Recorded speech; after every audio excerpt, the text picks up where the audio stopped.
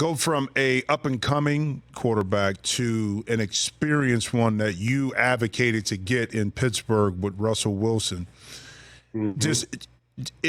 What does Russell bring to the table for the Steelers next year? Well, I think you look at Russ, and the one thing I really wanted, we were losing quarterbacks left and right. Mason Rudolph had just left. Mitch Trubisky was gone. I thought there was going to be a competition there between him and Kenny. But now going forward, you just look for the leadership he's had.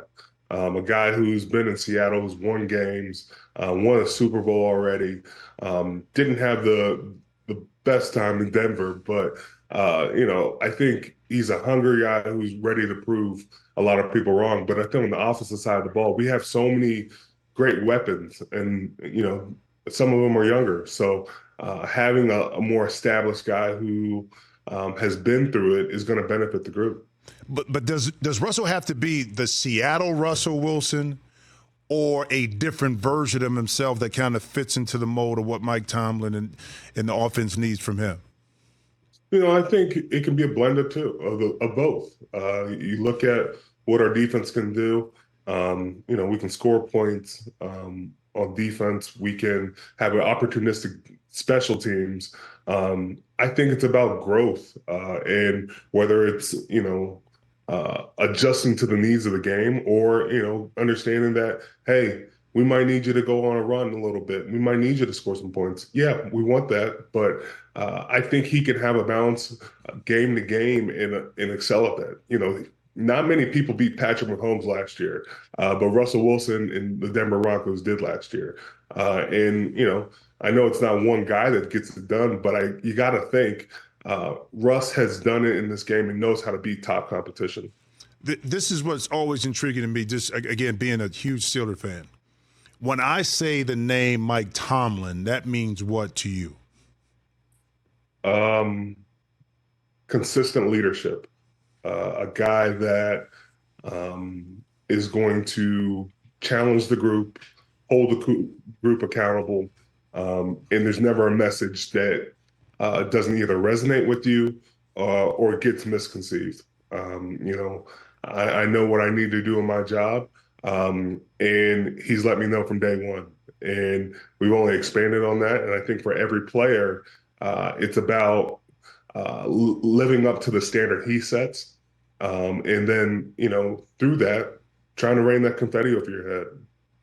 You know what I found, too, that in the best coaches are the ones that are not afraid to tell their best players what they need to do. The open honesty. And sometimes honesty can be one-sided in one way and not taken that way. But because of, I think, the way Mike gives it to you in his demeanor, you may not like it at some times, but guys are more willing to accept that because of who he is as a man and as a coach. And is there an instance, a time, maybe last year, when you were trying to figure out how to get back to winning and getting over 500 that you can point to where he was just Mike Tomlin at his best that kind of rallied the troops? I think we just lost. It was either after the AZ game or the New England game. He came in and, he laid out what needed to be done. He talked about his message, and he was just like, I'm not going to switch up. I'm not going to say we need to do anything different. We just need to execute better. I'm going to preach you the same stuff I told you in September. I'm not going to change it up because we're in November. And then because of that, or December, I think because of that, he ended with saying, we're going to win these games and get into the playoffs. Like, with that consistent message, it allows everybody to get back focused. It's not a lack of, guys think for themselves, oh, I got to be special. Oh, I got to do something out of character. No, do what we've done. Do what we've done to get to this point. I think sometimes you can get to a war cry of, I got to do me. I got to do my best. Right. I got to be outside of what I've accomplished.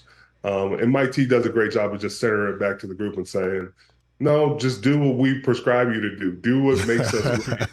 And I think it allows us to get back to what we've been doing pretty well. Hey, Cam, TJ here. How you doing, bro? How you doing, TJ? Good. You know, we Chris and I got a chance to hang out with you at the Kelsey Brothers Super Bowl party. Yeah. Good to see you again. That was a good time. I kind of marked out about how big of a fan of your dad I was to you there, so I hope I wasn't bugging you during the party. Catch the Rich Eisen Show every single day on the Roku channel, 12 to 3 Eastern, for free.